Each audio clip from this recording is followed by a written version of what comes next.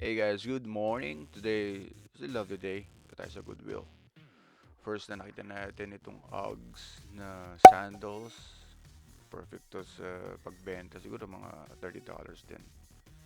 And next dito sa cart na to, nakita ko ng Air Force One. Saka yung isang yan. Benta natin ng tag $30.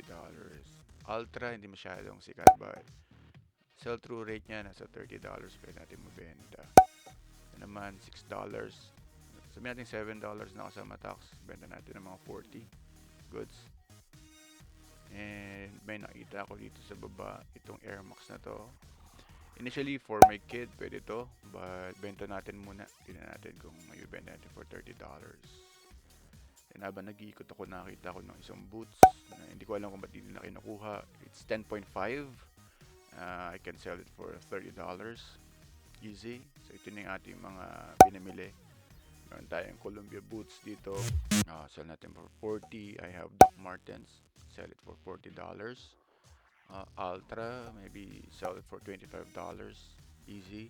Clean pa yan, so madali na lang ibenta yan. Air Force One, maybe for my kid, but I'm gonna sell it for $40. Pwede pa malinis, konting ano lang, linis-linis lang. Ito naman, medyo nakita na ako sa kanya. Lilinisin ko and then ibebenta ko siguro for $30.